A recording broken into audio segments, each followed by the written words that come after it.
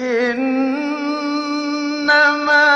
يريد الله ليذهب عنكم الرجس أهل البيت ويطهركم تطهيرا.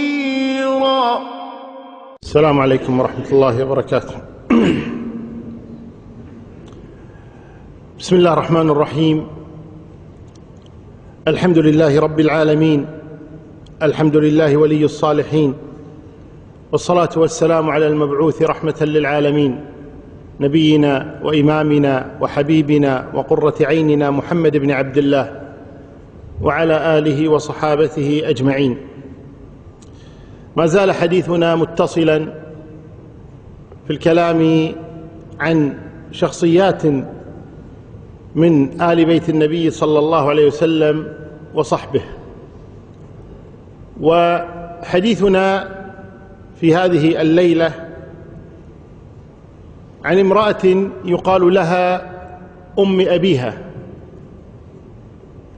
هي سيدة نساء العالمين وسيدة نساء أهل الجنة، هي البضعة النبوية، هي التي كان يقول لها النبي صلى الله عليه وسلم: يؤذيني ما يؤذيك ويريبني ما ربك. إن حديثنا عن فاطمة بنت محمد صلى الله عليه وسلم، هي أصغر بنات النبي صلى الله عليه وسلم على المشهور من أقوال أهل العلم. رزق النبي صلى الله عليه وسلم من خديجة ب6 أولاد: زينب وهي الكبرى، ثم رقية، ثم أم كلثوم، ثم فاطمة. وقيل إن فاطمة توأم لعبد الله. ورزق بالقاسم أيضا، وهؤلاء من خديجة: زينب ورقية وأم كلثوم وفاطمة والقاسم وعبد الله. ورزق من مارية بإبراهيم. وفاطمة هي أصغر بنات النبي صلى الله عليه وآله وسلم. انقطع نسب أو ذرية النبي صلى الله عليه وسلم إلا من فاطمة، فقدر الله تبارك وتعالى أن رقية تزوجها عثمان بن عفان فأنجبت له عبد الله ومات صغيرا، ثم ماتت رقية فانقطع نسلها. وأما أم كلثوم فتزوجها أيضا عثمان، ولكنها لم ترزق منه بذرية، وتوفيت أيضا أم كلثوم في السنة 9، ورقية توفيت في السنة 2. أما زينب فتزوجها أبو العاص بن الربيع وأنجبت له عليا ومات صغيرا، وأنجبت له أمامة، وتزوجها علي بن أبي طالب بعد وفاة فاطمة، ولكنها أيضا انقطع نسلها.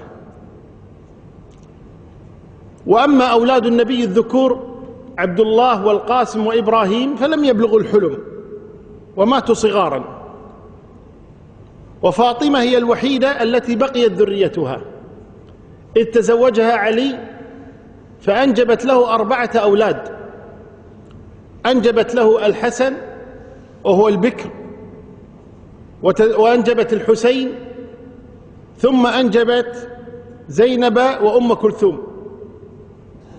أما زينب فتزوجها عبد الله بن جعفر وانقطع نسلها، وكذلك أم كلثوم تزوجها عمر بن الخطاب وأنجبت له حفصة وزيدا ومات صغارا.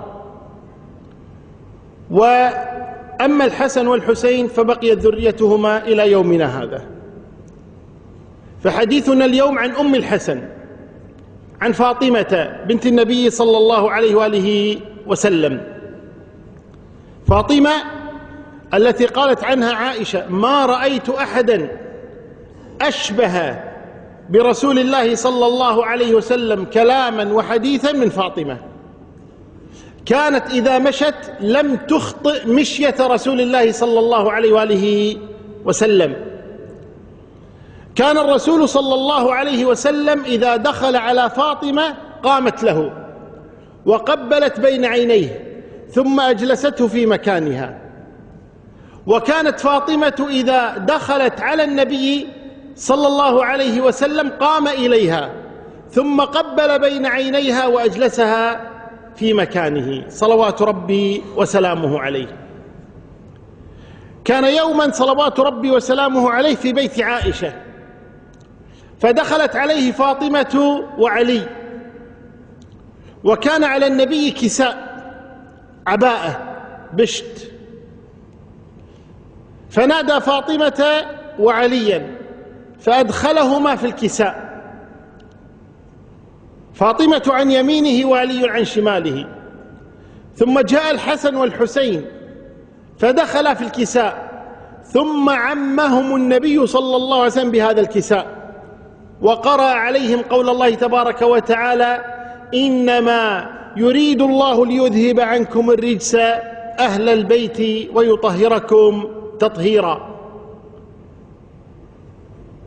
جاء ناس من نجران، من نصارى نجران، إلى النبي صلى الله عليه وسلم في عام الوفود في آخر السنة 9. جاءوا إلى النبي صلى الله عليه وسلم وسألوه أسئلة كثيرة حول عيسى بن مريم وموقف الإسلام منه وموقف القرآن منه.